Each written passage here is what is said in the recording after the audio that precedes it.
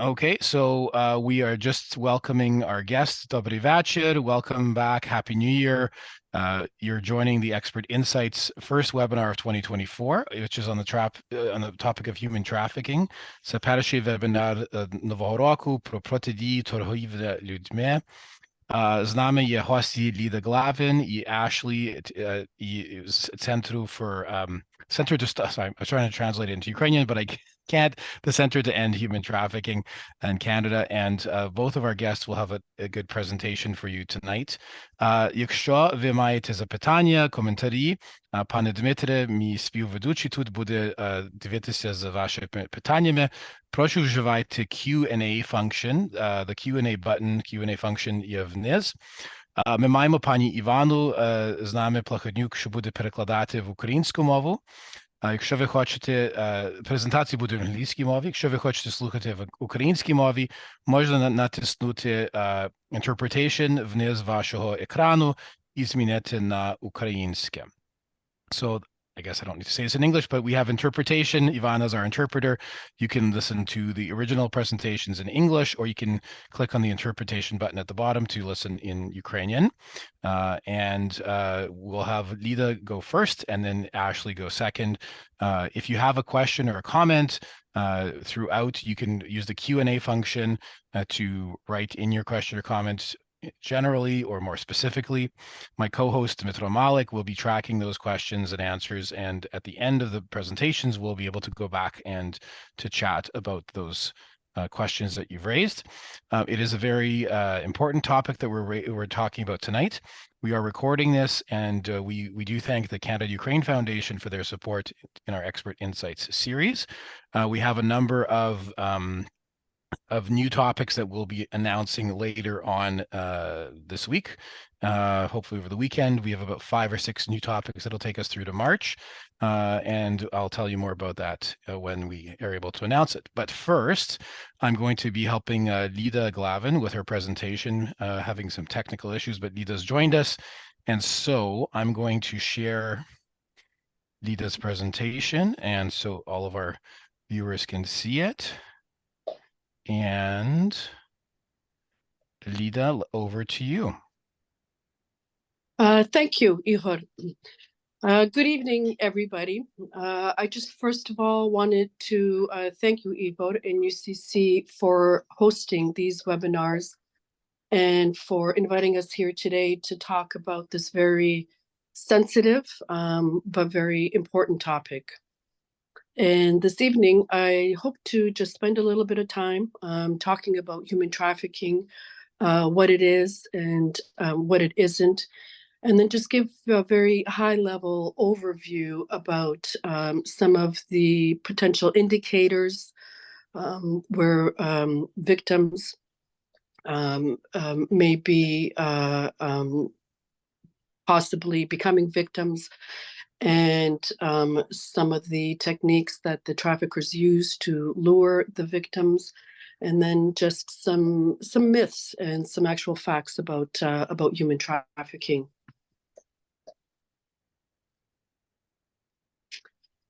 So what is human trafficking? Up here I have the Criminal Code of Canada definition of trafficking. Public Safety Canada also has their definition that basically mirrors that of the Criminal Code. But human trafficking is also known as trafficking in persons, and it is often described as a modern-day form of slavery. It involves the recruitment, the transportation, harboring, and or exercising control, the direction or influence over the movements of a person for the sole purpose of exploiting that person. And typically it's done through either sexual exploitation or forced labor. And human trafficking often happens within the borders of a country. And this is different from human smuggling. People sometimes think that they're quite similar, when in fact they are very, very different offenses, criminal offenses. With human smuggling, it generally involves the consent of the individual that wants to be smuggled. There is a fee associated. You can consider it more of an actual transaction where a person hires somebody else to get them across a border, and they are paid a fee. There is that aspect of consent and understanding that this person is going to be transported from point A to point B, crossing a border. And then once they're at their destination, that individual is free to go. There is no continuing of that relationship, of that transaction. Trafficking in humans is very different. There is no consent to being held, to being exploited. There is no, when you're talking about a fee structure, there is no fees for the individual, for the victim. The relationship is an ongoing relationship where the trafficker exploits the individual for months, years on end, and is living off of the, whether it is labor trafficking or if it's sexual trafficking. So the two are, there's very two distinct differences between human smuggling and human trafficking. That's not to say, though, that a person that is being smuggled is can become a victim of trafficking, and that can occur during the time of the traveling period, or once they get into their destination, particularly if there is if that individual doesn't have ties to the community, language barriers, so on and so forth. So okay, Lydia, I'm just on the first slide. Do you need me to advance it? You can go to the next one. Yes, please. Okay, I'm just waiting for Ivana to finish the translation.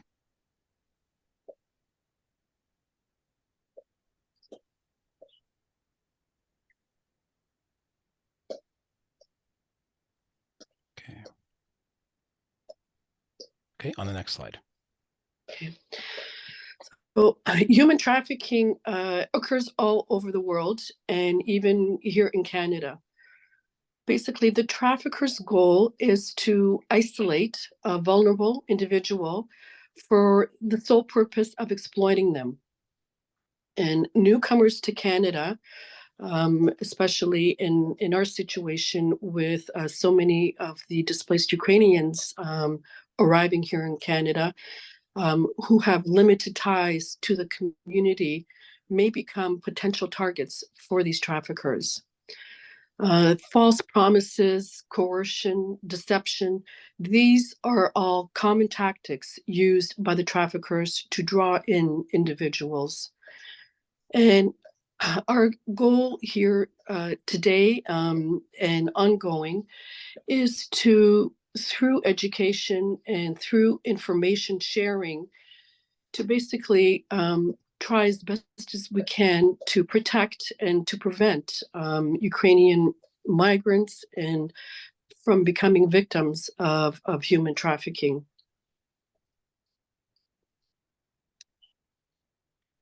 Go next slide.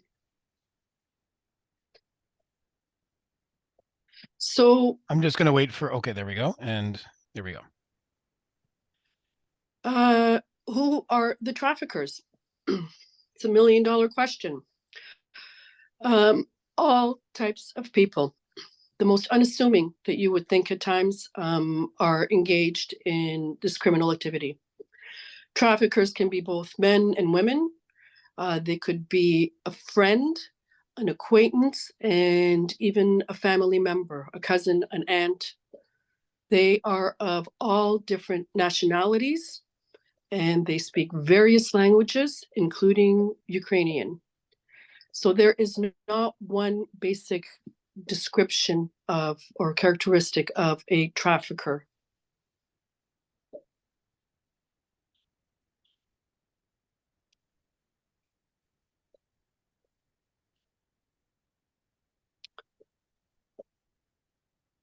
So some of the ways that victims are lured, and this is probably most prominent and most in play over the past 2 years, in particular with the situation with Ukrainians arriving here in Canada that have fled the war. And this is through the variety of social media platforms. The people arriving here heavily rely on social media, be it Viber, Facebook, Instagram, Telegram. That's their means of communication. That's their means of looking for resources. That's their means of finding accommodations, of looking for jobs. It is a tool that has been very well put to use. The unfortunate aspect of it is that these are also the tools that traffickers rely on and use to find victims that are potentially in vulnerable situations. And they do this by navigating all these same social media platforms. They can come across, anybody that is looking for accommodation, which is extremely common. They will message them directly. They provide false promises. They befriend individuals by complimenting them, by sympathizing with their situation. And all this is done to build a relationship, to build a rapport, to get to the point where they meet the individual, gain their trust, and then they are better positioned to exploit that individual.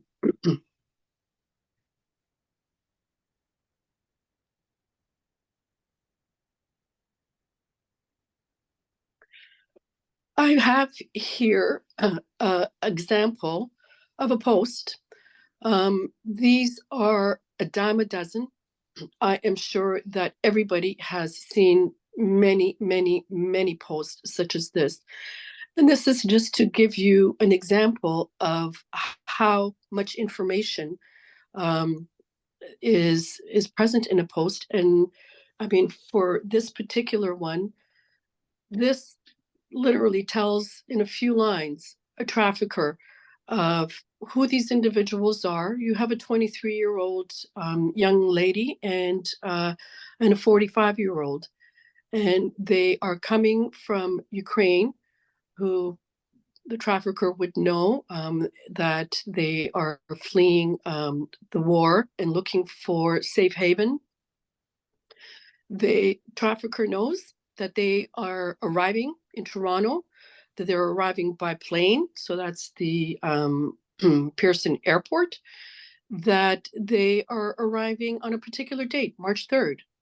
That's a whole lot of information. They also are made aware that these two individuals are looking for an apartment. They have up to $2,000 to spend, and they are looking in a specific area, which is North York. All the trafficker has to do is to respond to this ad, replying saying that he has or she has a duplex or an apartment on a second floor with 2 bedrooms that's available. Typically it goes for maybe $2,200, $2,500, but given the circumstances and how they understand all the difficulties and empathize with them, they're willing to rent that premise out for the $2,000, and of course it is within their desired area. And here you go, the communication is already established. And as I mentioned before, these are a dime a dozen, these types of posts. And this just goes to show the huge pool that the traffickers have to deal with, trying to locate vulnerable people who they eventually want to exploit. Again, you can go to next one.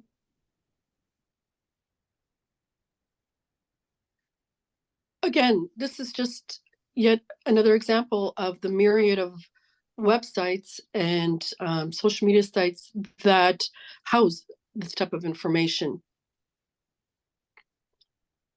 And this is not even all of them.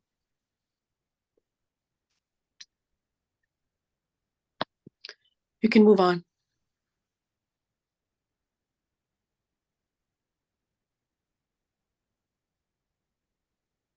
Next one, thank you.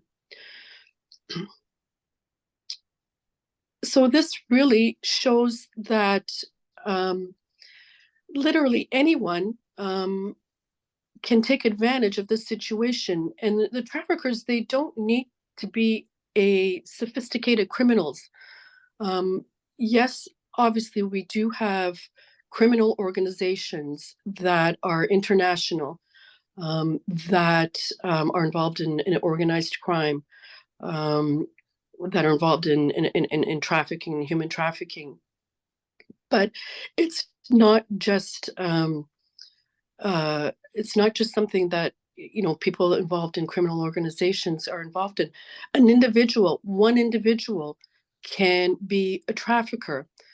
One example that I will give you that I am aware of is a young lady had arrived in Canada and was situated out west. And she was looking for a accommodation and a job. And an elderly gentleman had contacted her, and he had a house and offered her a room in that house, and actually offered her employment as well, in that she would clean the house, she would be responsible for cleaning the house and for cooking meals. And that was the arrangement. However, this individual lived in a rather remote area that there was no direct access to transportation. And once that the girl was there, in a matter of days, she had surrendered her visa and all her documents to him. So here she was in a remote place and didn't have her documents. Every time that they had gone into town, if to go shopping, the gentleman would always accompany her. She was never, ever left alone. Now, there was no abuse, there was no other requirements for her, but just the matter that she had no control over her own movements. She had no access to her own documentation. And what made things more difficult, and this is very common as well, when the individual doesn't know the language, can't speak English, can't communicate to other people. So even when they had gone into town, there was nobody that she could even speak to explain what her situation was. Lucky enough, there was a certain point where she did come across a Ukrainian-speaking individual, and they were able to hear her story, and then that situation ended up in a positive outcome for that individual. But the bottom line is that the elderly male, there was no even understanding on their part that what they were actually doing was all that wrong, and it was a criminal offense. So it just goes to show that it doesn't have to be a sophisticated criminal to run these to exploit individuals. It could be one individual just exploiting one, two, maybe three victims, and that's that. Whether it's through labor, whether it's through sexual exploitations. And just the one last thing that I'll just say about the organized crime. Historically, for traffickers, there was a lot of financial investment into transporting, and first of all, identifying the victims, luring them, and then once they had them, they would have to facilitate the transportation. That included creating false documents, visas, having somebody travel with them, dealing with borders, dealing with customs. And when you have the situation that has been unfolding here, you have none of that. There is no, or the overhead costs for the traffickers is next to nil. Individuals arrive here already. They have their visas.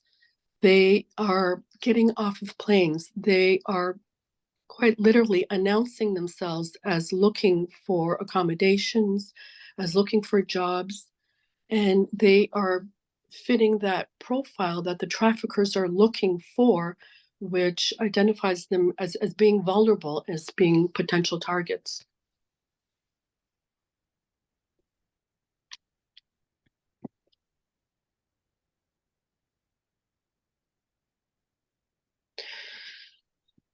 I just want to also touch on some of the behavioral indicators of if someone that is being trafficked. As we go through this list, I really want to preface it with the fact that not one of these items on their own as a standalone indicates or would indicate that an individual is being trafficked. So I don't want you to walk away thinking, oh, I saw that this person has provocative pictures on posts, they must be trafficked. That's not what I want you to walk away with. However, if you have one or more of these indicators present, that might start raising red flags, and that might cause you as an individual to then look a little closer and see, are there any other indicators? So it's just, we call it a sort of a constellation of indicators that kind of build a case that may indicate that somebody's actually being trafficked. Some of these, we'll just go through the list here, are if there are changes in the individual's social media presence, if there are a lot of new profiles, new accounts, if there are new online friends that are not within that individual's general circle of friends, a change in their daily routine, working throughout the night and sleeping throughout the day. Sometimes posts of provocative pictures on their social media sites, or if an individual regularly dresses more provocatively. And this, again, is, you have to look at, is this a change of behavior?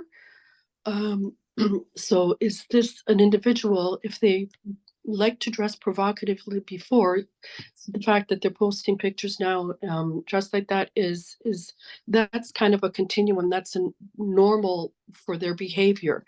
What's not normal, if they've never posted pictures like that of themselves, if they've never dressed in that way, and now all of a sudden that is what you're seeing.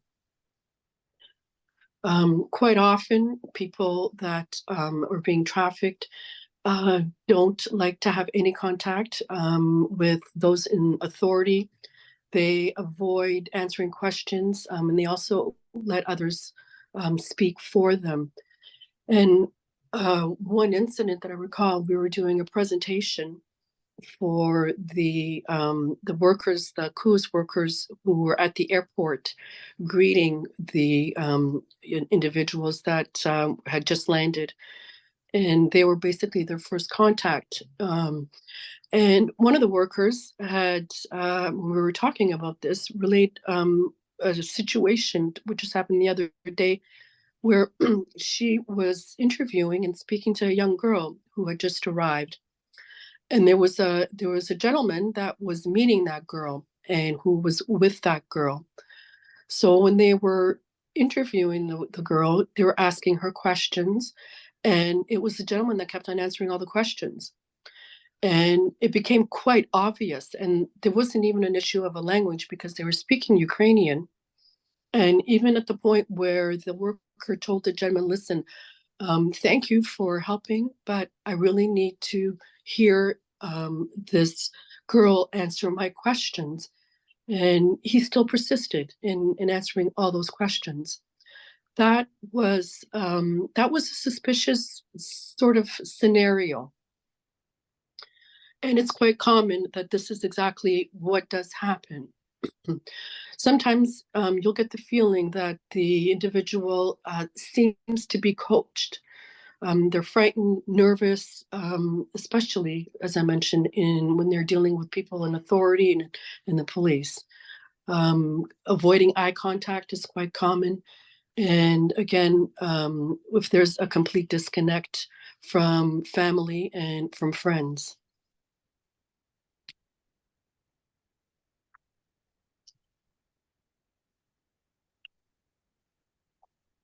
You can move on to the next. Some of the physical indicators include signs of physical trauma. So that's unexplained bruises and cigarette burns. So when you see bruises, quite often, if a person is being assaulted,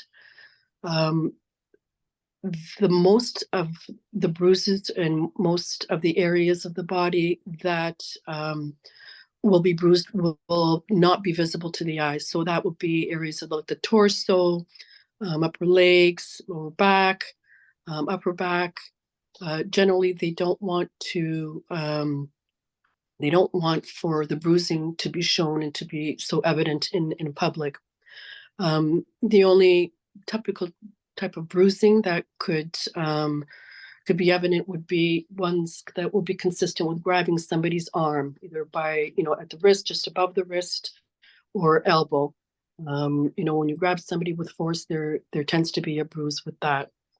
Cigarette burns are quite common. They are very painful, but don't leave that big of a mark. I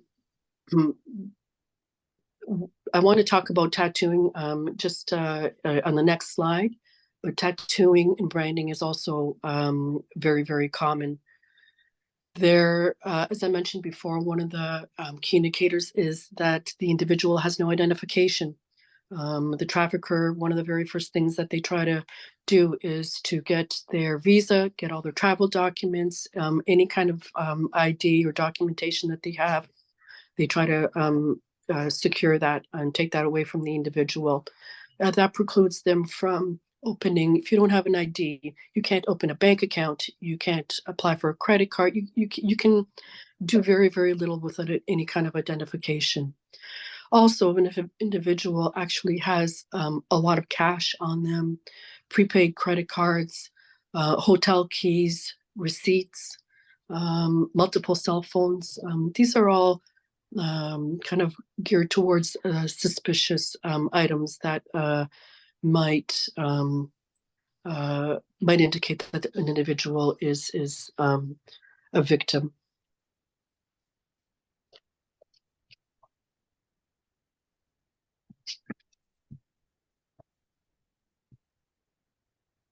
So here we have some pictures of tattoos. And as disgusting as this looks, this is a common sign of trafficking, and this is what traffickers do. They use tattoos to identify their victims as their property and to mark them, especially if they're members of a specific gang or a specific organization. There are so many negative connotations associated with this, but at the end of the day, this for the trafficker, it is a way to also remind the individual, the victim, that they are just property, and their only value is the money that they bring in. If you see, and the branding of the numbers and the barcodes, that is a clear telltale sign that an individual is being trafficked. If anybody ever comes across that an immediate call to the police, I think, is warranted.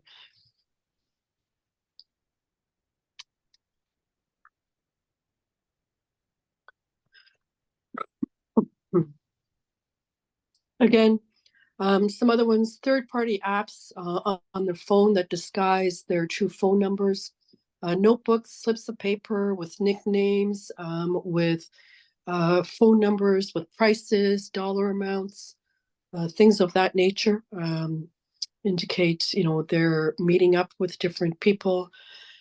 Possession of sexual paraphernalia in bulk, so bulk condoms, lubricants, excessive amount of lingerie, and especially when an individual may not have proper winter attire, doesn't have boots, doesn't have proper warm enough coat, doesn't have the basic attire that is needed, yet has an extensive lingerie wardrobe. That might be something of that would kind of lead you to think that, hey, maybe there's a question or two to be asked here. Again, with the photos, provocative photos on their phone, and also medical complications, just ongoing medical complications involving sexually transmitted diseases.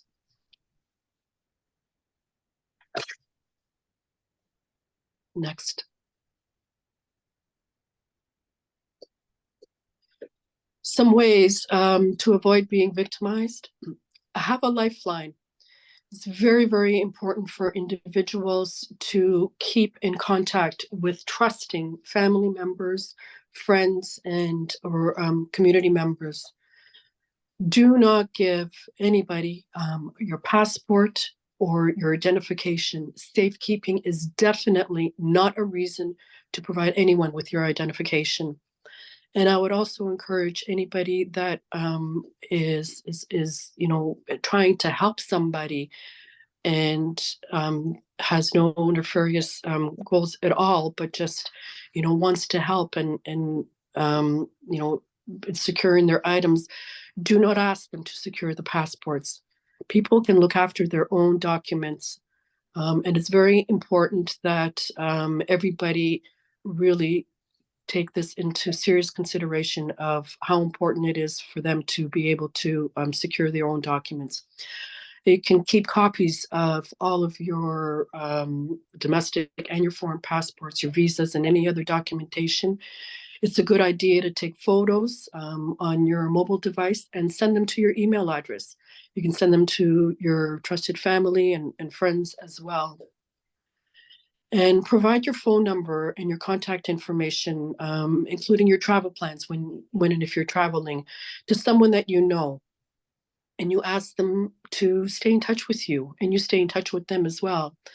You can also initiate the geolocate on your phone, and share it with a trusted individual.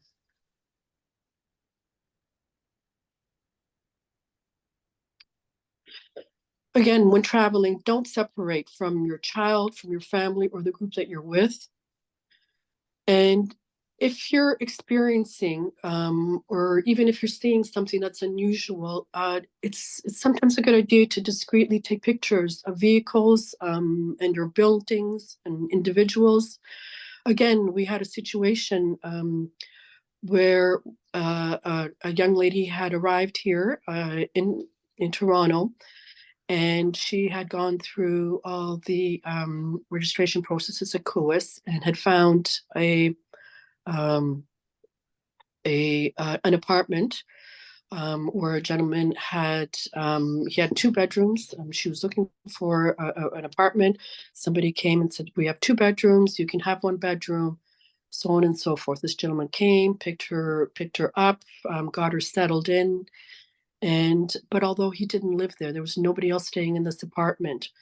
And by the end of the week, this individual, although he would come by every once in a while and take her for a coffee, by the end of the week was inviting her, said that he's going on a trip to the States to visit a good friend of his, and if she would be interested in traveling with him, and if she would give him her document, and he's going so he could make the proper travel arrangements. And promising, oh, we can stop in Niagara Falls, and you'll really, really like the States, and so on and so forth. And this young lady had the wherewithal to contact the people that had been helping her. And right away they said, get your stuff together. We'll meet you down in the lobby. We'll pick you up. And they did just that. And as they were pulling away, the individual was just arriving. And at that point, they were able to take photos of the individual's car, of the individual's license. And then when they went to the police to report it, they had some concrete data to give to the police, which was very helpful in that investigation. Again, protecting your social media through privatizing your settings is very important. And when you're seeking a job, do the research. Really encourage people to do the research on the name, the company, on the phone number, on if there are any reviews of the employer. And, quite honestly, if something is just sounds too good to be true, it's probably not exactly what it portrays.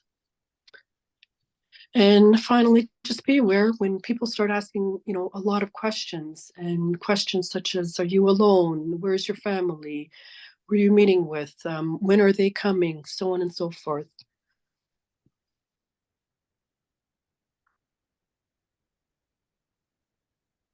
Next. We'll move on to some of the myths and some of the facts. So victims of traffickers are usually strangers. That's a myth. I think I already talked about this, where victims quite often are familiar with their traffickers. It could be a family friend, a significant other, a close relative. What traffickers try to do is they try to build rapport and establish close friendships, and in many cases, romantic relationships. And it's in these types of situations where it can be easier to compel a victim, especially when you're trying to get them into the sex trades. And with respect to the romantic relationship, in the eyes of the victim, they are viewing it as a romantic relationship. That is not what the trafficker is viewing it as. They are strictly focused on the goal, and the goal is to get that individual to trust them, and then get that individual to partake in whether it is sexual exploitation or labor trafficking or whatever else. Myth that all victims are women. Again, although the majority are women, and especially in Canada, majority of victims are women and girls, that's not to say boys are trafficked as well. Men, members of diverse communities may also be at particular risk. So they are quite, anybody is basically a potential, can be a potential victim of trafficking.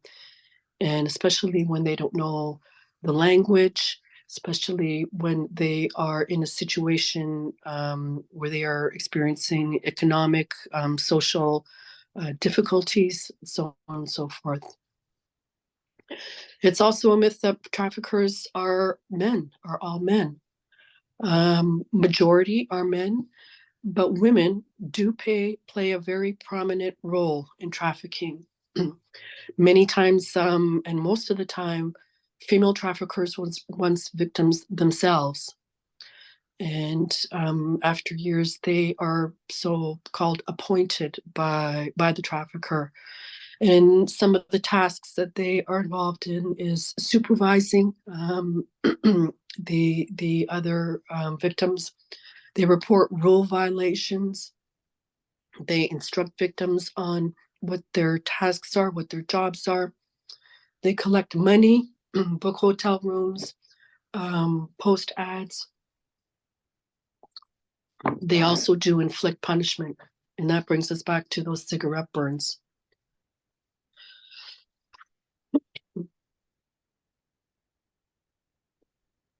It's a myth that victims will attempt to seek help when in public. Human trafficking is often a hidden crime. Victims are afraid to come forward and to get help for several reasons. They are forced or coerced through threats of violence, either towards themselves or perhaps to their family members that might be back home.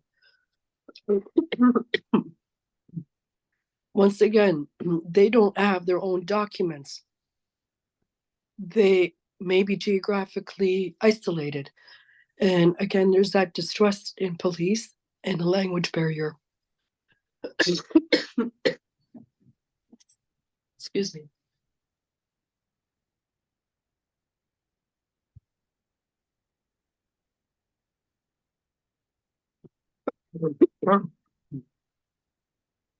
Thank goodness this is my last slide.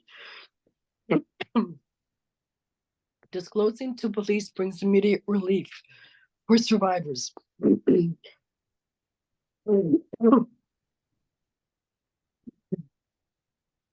Disclosing is very, very traumatic. Igor, can I ask you to finish off the slide for me? Sure, absolutely. So survivors often have fear of law enforcement and extreme panic and confusion while interacting with police. Survivors will be asked to provide a statement to police regarding their abuse, which is further traumatizing. Disclosing is a lifelong process of healing.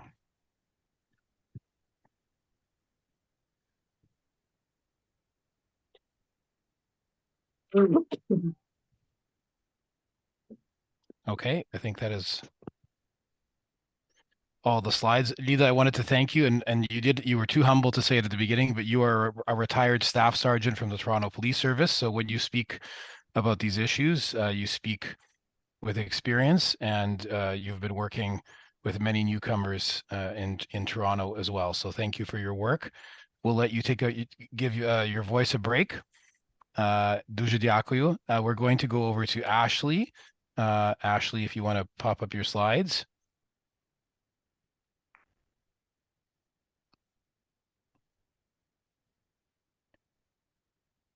And there, you may need to just switch the view there. And Ashley is going to give us the presentation now from the Canadian Centre to End Human Trafficking. So Ashley, over to you. Great, thank you so much. And thank you to the team at the Ukrainian Canadian Congress for inviting me to be part of this important conversation. I have a secondary screen here, so I'll just kind of be looking back and forth between my computer and my secondary screen. But Lydia did a fantastic job of giving you a really great overview of human trafficking already.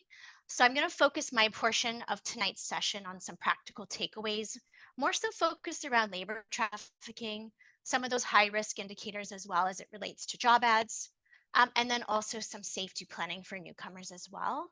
And then I'll finish by talking about the Canadian Human Trafficking Hotline and leave you with some things that you're able to take away.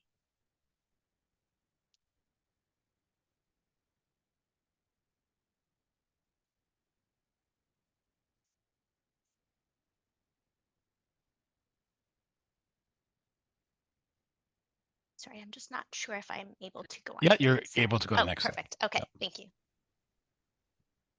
So very quickly, the Canadian Centre to End Human Trafficking is a national charity really focused on mobilizing collective action and bringing about system change to end all forms of trafficking in Canada. And we really do this through collaboration and coordination, sharing information and best practices. Our work is funded both privately and publicly.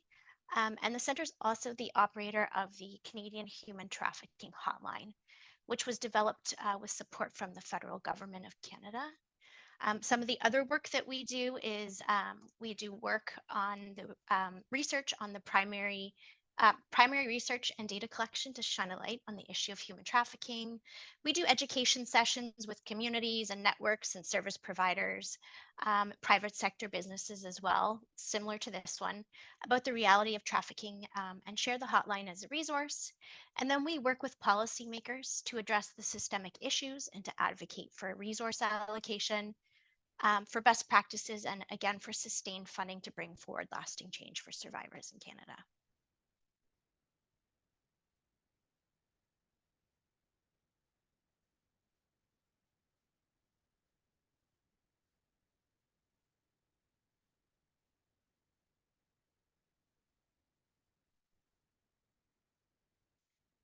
So this is what is kind of explained as the choice, circumstance, and coercion. And Lydia talked about this, but sex trafficking, again, is kind of referred to as commercial sexual exploitation. And again, it's controlling someone and exploiting them that's causing them to provide a sexual service for something of value. So that can be money, food, drugs, shelter, transportation. And again, the trafficker is often using manipulation, lies, threats, and violence. Typically in sex trafficking, we see different typologies. So there's forced escorting, illicit massage, forced pornography, forced camming, as well as forced stripping.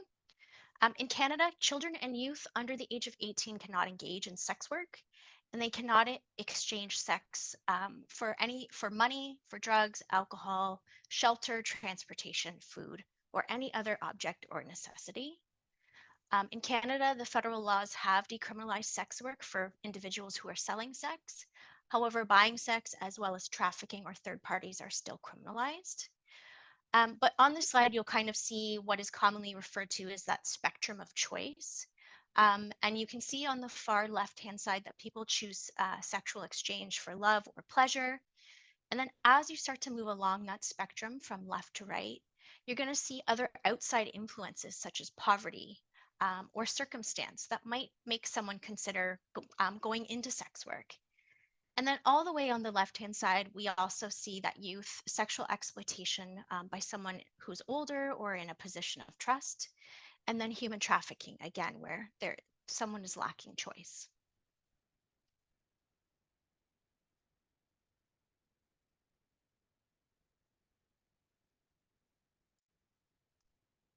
So now I want to talk about labor trafficking. In Canada, we typically see two main forms of labor trafficking, which are debt bondage and forced labor.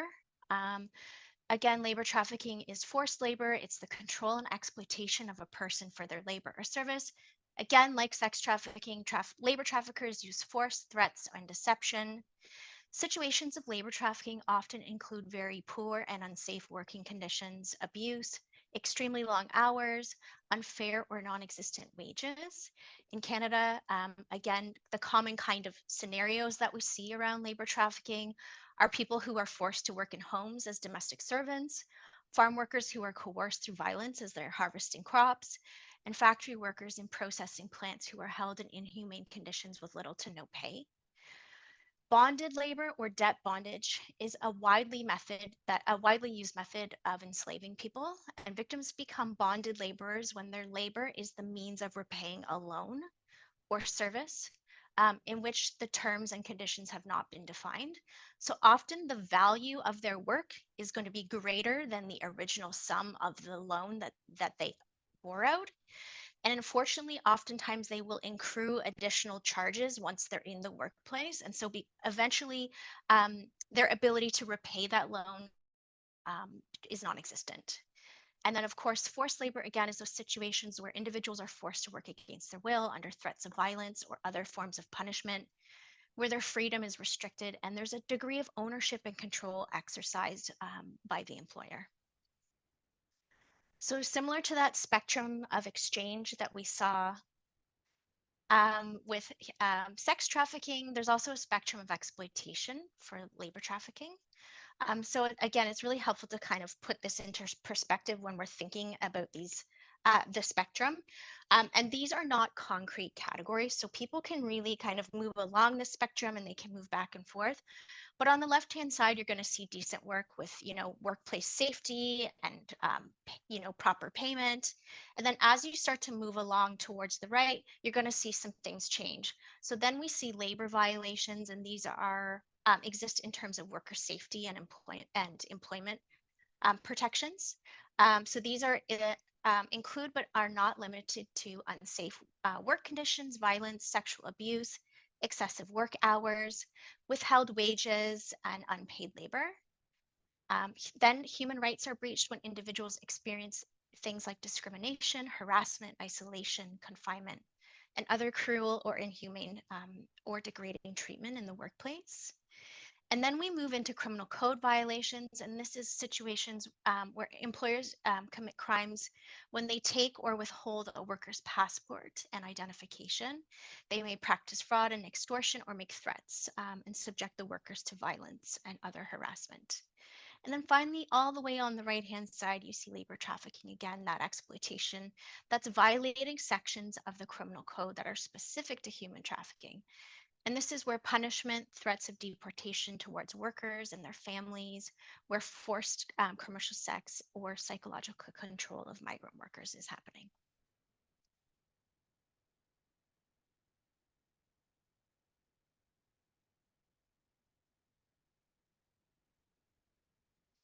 So Lydia touched on this really well. I think, we're really talking about trafficking as kind of being hidden in plain sight. And this is really because victims don't self-identify and they don't necessarily see themselves as experiencing a crime.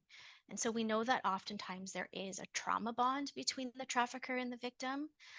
This is because they are often in an intimate relationship or maybe a familial relationship with the trafficker. Again, they're lied and manipulated into believing that they'll get into trouble if they come forward, or that no one will believe them, or that no one will love them.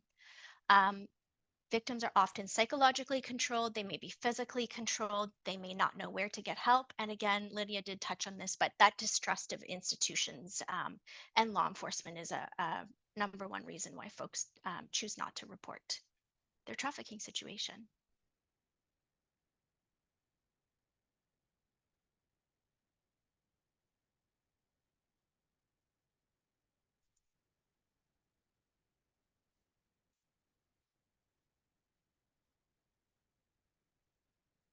So let's talk about some of the additional flags, red flags, to be mindful of. So when we think about trafficking, consider job opportunities. If someone's offering you a dream job with an incredibly high or unrealistic salary, offers to pay in cash with little or no info or no contract, those are some things to be wary of. If someone, particularly a stranger, is offering you something, so again, a job, a homestay, wants to meet in person, tells you to come alone, might be trying to obscure their identity online, or again, who has a limited online footprint. Be wary of unsolicited offers of employment, transportation, or shelter. Again, traffickers are targeting individuals who are in need of something, particularly those items. Be wary of landlords or employers who take away, withhold your passport, your phone, your money, or other important documents, or anyone who offers to hold them for safekeeping. Anyone who forces you to perform work or services or sex acts against your will. Anyone who uses threats, violence, manipulation, or lies to force you to perform work or sex act against your will. If a partner, a landlord,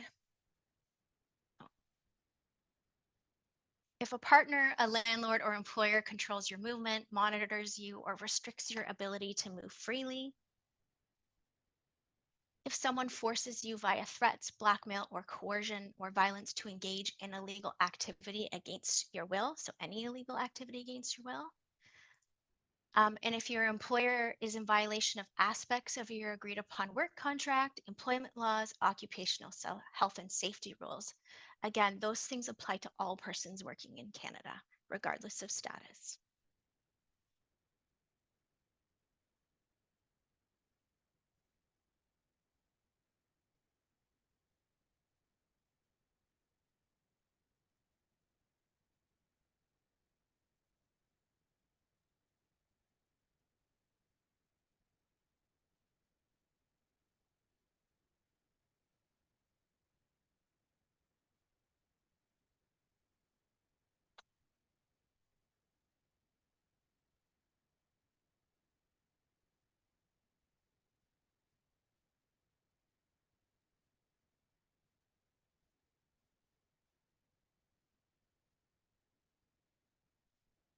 Great. So as you likely know, as a response to the invasion of Ukraine, many successful informal networks popped up on social media to support newcomers.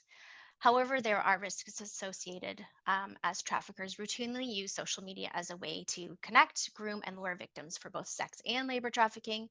So we'll just talk about some safety planning tips. Number one, we strongly recommend both hosts and newcomers work with local frontline agencies and multicultural centers who can help broker a homestay between both parties and ensuring that this is as safe as possible. Hosts should consider applying for a free criminal background check and to receive guidance on how best to support those newcomers. There's also other incentives and programs that can be accessed, and such as language classes, job trainings, and other supports and assistance navigating the different programs that are available. Lydia touched on this, but again, make sure that you are making copies of your important documents, make sure that you're getting your information from official sources and that you understand what your rights are here in Canada. Don't turn your passport in for safekeeping to anyone. Again, limit the sharing of personal information on social media. And if you think you are at risk of trafficking, remove yourself from the situation. It's okay to ask a lot of questions. And I think it's also really important to remember, it's okay not to be forced into making decisions or accepting offers under stress or under short notice. So just here are some other additional things that you can keep in mind. Really important to know your rights, your workplace rights, getting access to your work permits. Again, really relying on trusted community organizations.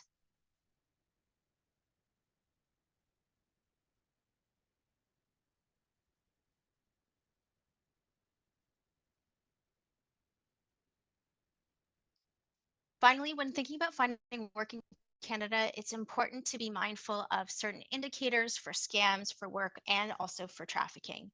So again, be wary of job offers that require you to pay money up front before getting the job. So this could be things for tools, training, or inventory. If they're asking you to pay up front, you're either joining a scam or you're being stolen from or you're being lured into something.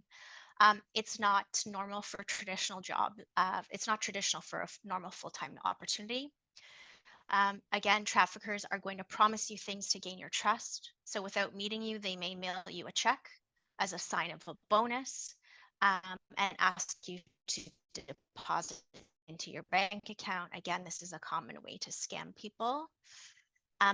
Consider if there are significant discrepancies between the job description and in the advertisement and what is actually required of you once you arrive. You should not be asked for a photo on your application or social media handles unless you're applying for things like acting or modeling or casting call, or if you're being asked to show your portfolio of work. So maybe you're a photographer or an architect, then that's legitimate. Google the interview location. Is it a legitimate business? Are they asking you to meet in public? Be wary of job offers that have no interview process whatsoever. Think about whether or not the questions are appropriate. Prospective employers should not be asking personal questions about your home life, your marital status, or background. What they can ask you about are your work and educational history as it relates to the job. Overly personal questions in a job interview are absolutely a red flag. If the prospective employer tells you to lie to someone like a bylaw enforcement officer, asked to pay you in cash under the table, or keeps aspects of your work or duties secret, again, this is a red flag. If an employment contract is in another language and you really have no idea what you're signing, don't do it. I think it's really important, again, to think about who you trust in the community, get a second opinion, ask for help. Labor traffickers will have you take the contract to a local that they suggest. They may ask this person to quote unquote translate it for you. That person may answer your questions and help you through the process, but they may be working with the trafficker to deceive you. So again, keep that in mind. Do your research. Before you meet the employer, do your research about the job. Again, the interview location. Look for work with reputable sources like the Canadian Job Bank.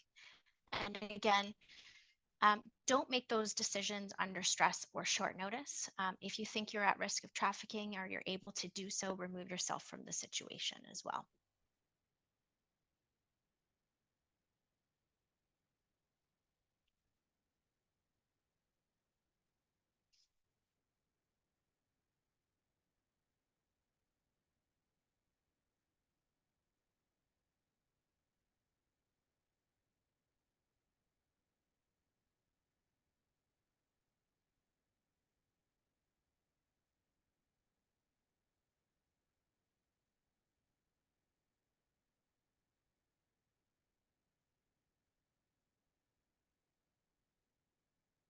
Even experienced job seekers can be fooled by fraudulent job ads.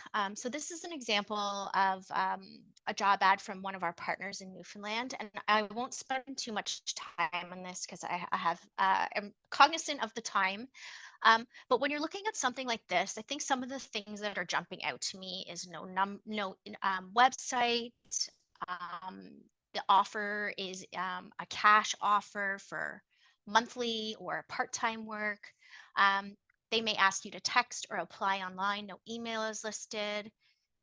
They may rush you through that interview process again, or if there's no interview.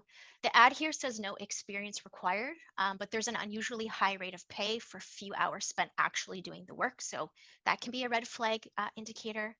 It doesn't require a high level of English comprehension or proficiency. And job ads like these often target young people, so students and newcomers. So things to just be aware of. So really quickly, I want to just finish tonight talking about the Canadian Human Trafficking Hotline, and I will give Ivana a moment to just catch up. Sorry.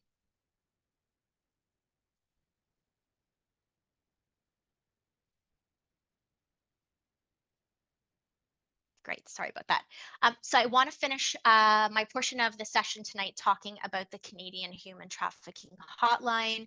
I think it's a really valuable resource for anyone with questions, folks who are looking for more information or access to supports.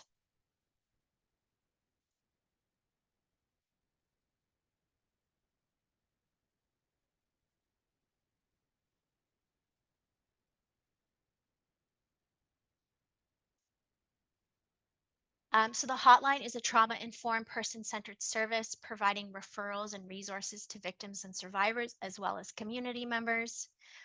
It's confidential, it's toll-free, it's multilingual, it's available 24/7.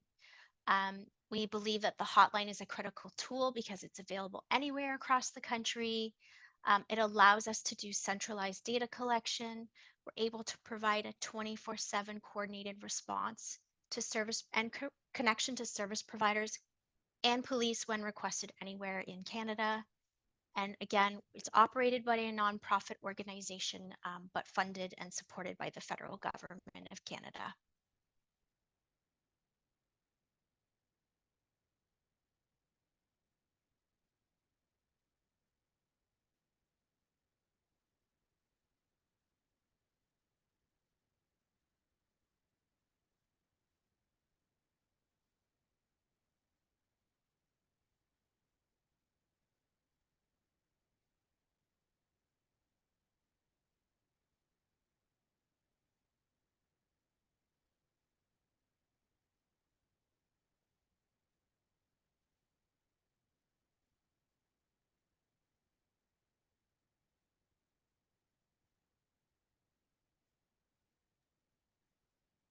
The hotline, as I said, is staffed by professionally trained staff. It's multilingual, so we can provide service in up to 200 different languages with an assistance of a third-party teleinterpretation service. And we work in partnership with social service agencies and can refer callers to the most appropriate community-based services and supports.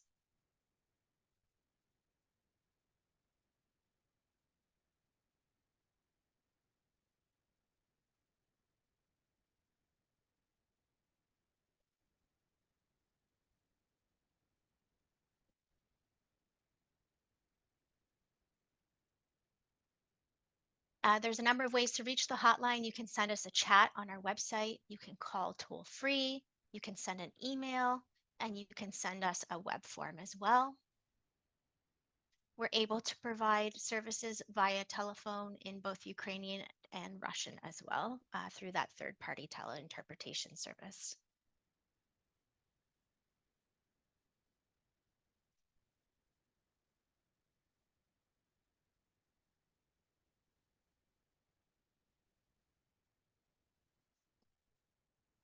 So who can call the hotline? It's really available to anyone who's seeking assistance, information, or resources, or anyone who wants to talk about a trafficking situation or discuss reporting a trafficking situation.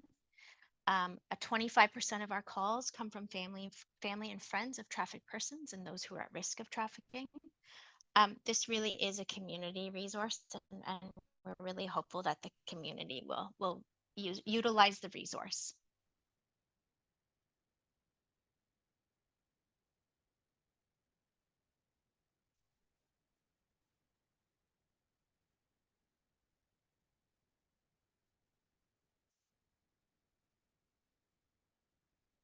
Very quickly, so the hotline is able to provide safety planning for victims who want to leave a trafficking situation, excuse me, and provide practical information to those who are not ready to exit.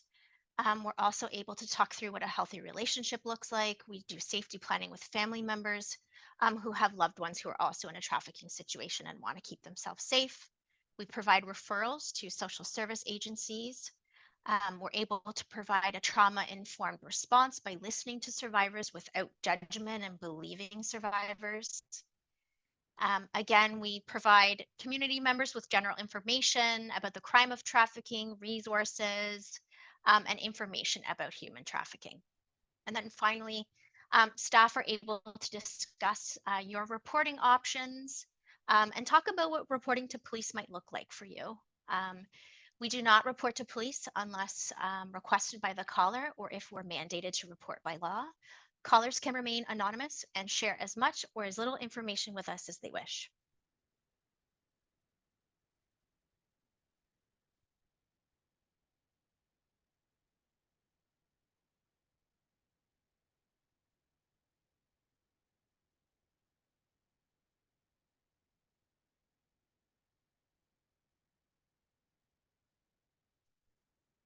I won't spend too much time on this, but this is just some of the different types of needs that survivors may need once they're leaving a trafficking situation. These are very complex and based on individual circumstance. But these are just kind of the types of services that folks can access through the hotline. And we've partnered and we have a database of over 1,000 social service partners across Canada who can provide access to these important services.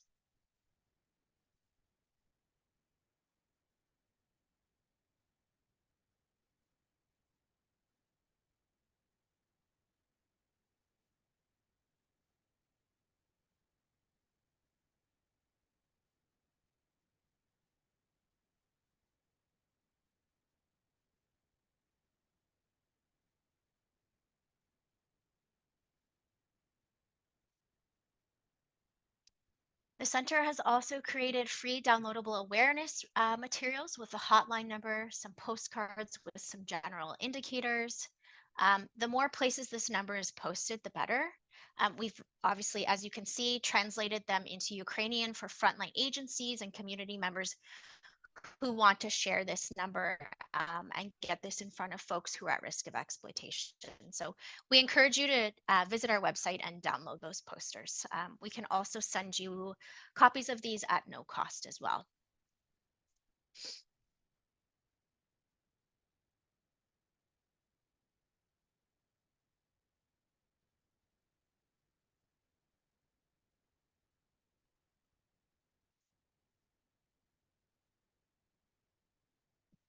Okay, and last but not least, I want to end my presentation. Thank you for bearing with me with some kind of positive takeaways, because this is a pretty heavy subject, and I like people to feel like they have agency and power and can get involved. So the number one thing that we suggest is for people to learn the signs of trafficking, understand who is at risk, what the intersecting forms of oppression are that are putting certain communities in Canada at risk. So being here tonight is a really great first step. But we also want you to share what you've learned. So bring this information back to your dinner tables, to your place of worship, to your workplace, back to your community. Talk to the young people in your life about online safety. We know this is where the majority of grooming and luring is occurring. Again, take the opportunity to share the Canadian Human Trafficking Hotline number in your community, in your workplace, share it online. Consider hosting a training session like this with a reputable anti-trafficking organization, and consider supporting local organizations who are providing services to trafficked persons.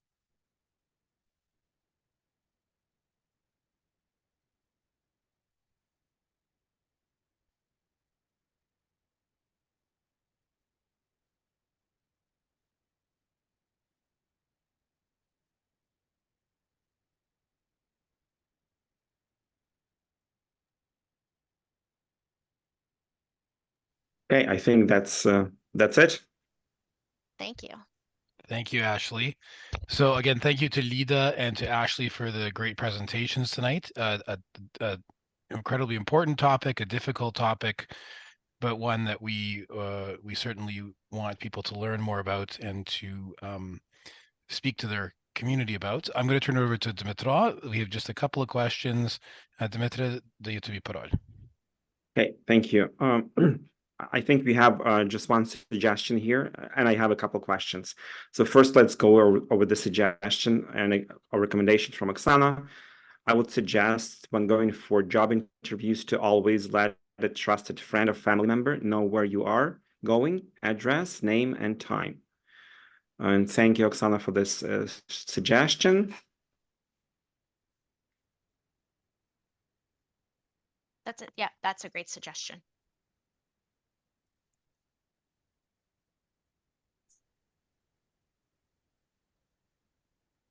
And I see Adriana here is asking about hotline awareness materials. So I'm going to pop my email into the chat. Anyone on today's webinar who's interested in having some hotline hard copy materials, send me an email and I will follow up and we can figure out what you need, how many, and what languages as well. Great, thanks, Ashley. And I will also recirculate those on UCC's social media. We did have them up a while ago, but we'll repost them as well. Thank you. There we go. Okay, thank you, Ashley. I have a question, and I'll probably start with an example. I have a friend, and she's been working as a nail technician for one of the nail salons at one of the cities. So she's been, I would say, now she needs some documentation, employment verification letters confirming that she's been working for some time for this employer, and employer is refusing to give those documents. So saying that, hey, you have to work for 6 months more, and only after that, I'm going to give you what you need. So now she's not a victim of human trafficking because she can willingly, go away and start another job. But as she is looking forward to starting her immigration in Canada, she needs that verification, job verification, that she's worked for this particular employer.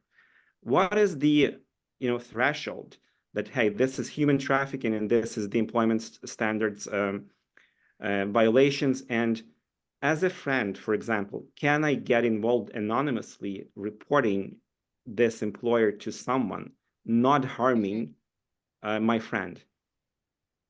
That's a really good one.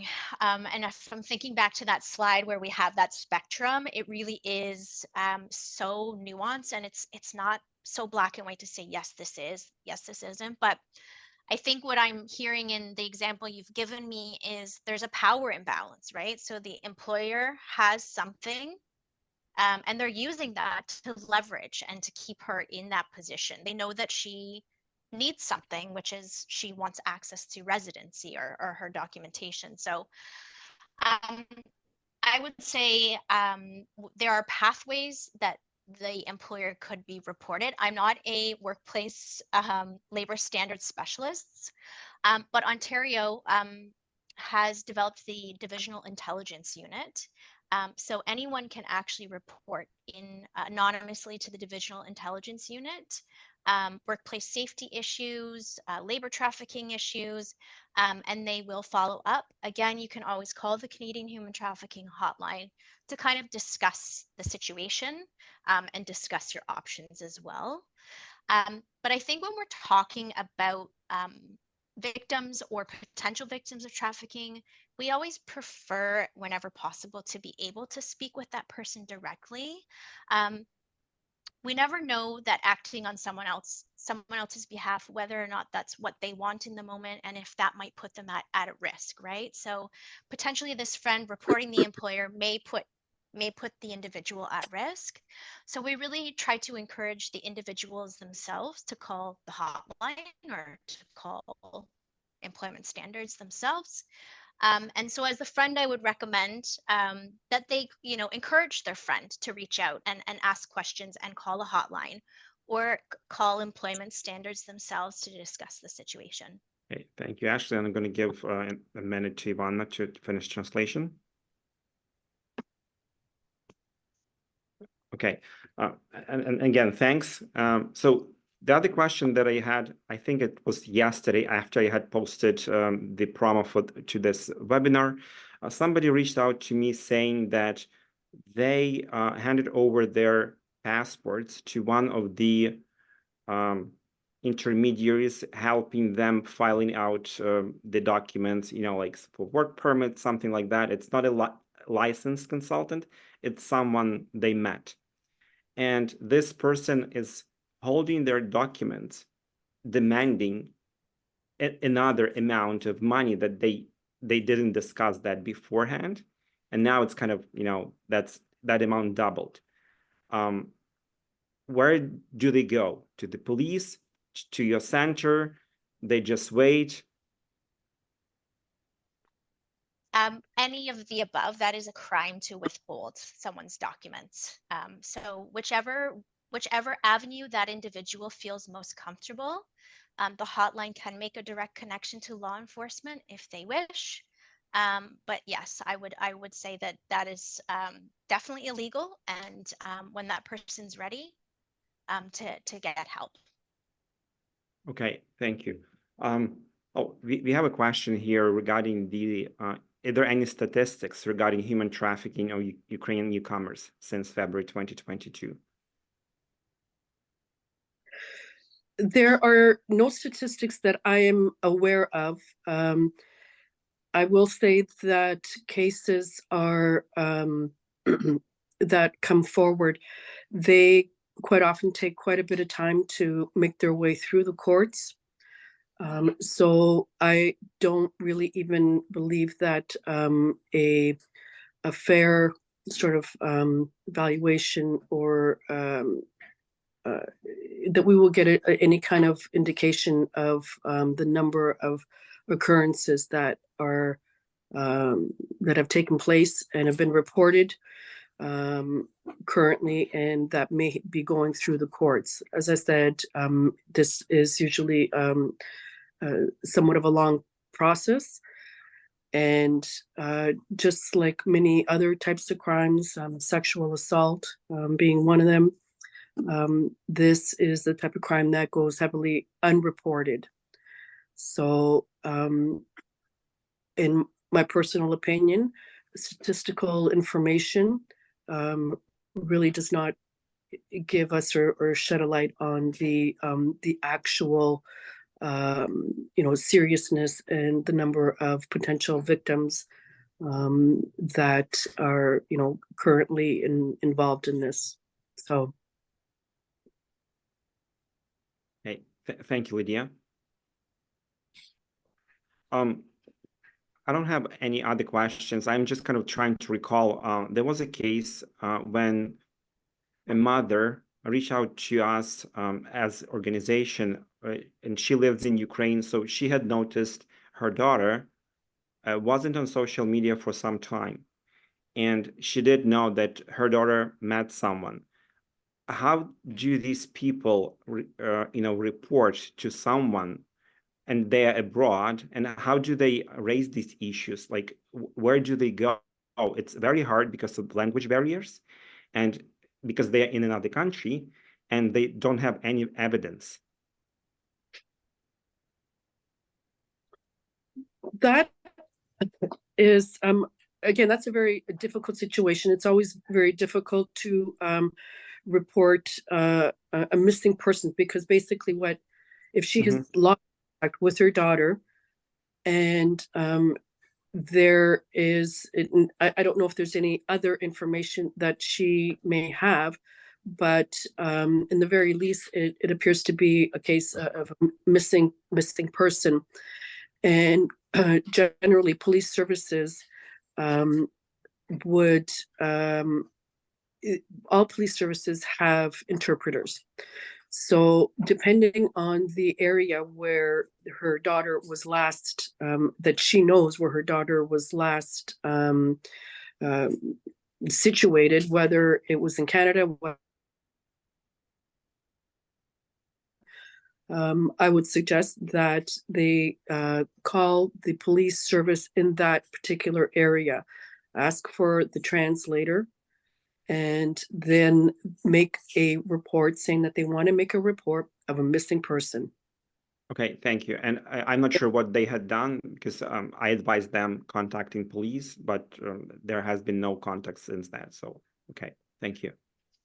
It is quite common for different jurisdictions across the world to take the information, or the complainant is in one area, and the investigation takes place in another area. Okay, thank you. And there is a question, where can the recording of this presentation be accessed? You can access on the YouTube channel of the Ukrainian Canadian Congress, or on the website or Facebook page. And Dimitri, I just wanted to, I'm going to share the screen. On our site, ucc.ca, we have resources on community safety under the tab resources, and there's posters and things there. And then you can go on human trafficking. We have actually, I just remembered as we were talking, that we have more information from the RCMP, as well as these posters in Ukrainian and English that Ashley has talked about and presented, and other community safety information. So I've posted that into the chat, and that's available as well as through their center as well. Okay, thanks. We don't have any more questions. I did want to add, I put into the chat, it's the Global Modern Slavery Directory, which was compiled by Polaris, which is a US not-for-profit organization. And it's a compilation of global anti-trafficking organizations. So that's really helpful for folks if there is that kind of international nexus and they're looking for supports in their home communities as well. Okay, thank you, Ashley. Okay, I think then we're going to wrap up. Thanks to Ashley and Lydia and Dimitri for a really great presentation evening. Thanks to Ivana for the able translation. I know there was a lot to go through tonight. So we will have the recording of this available on UCC's YouTube, and more new topics to announce soon. So again, thank you to everybody who's with us, and thank you to Ashley and Lydia for the presentation. Dobranic. Thank you. Dobranic. Thank you.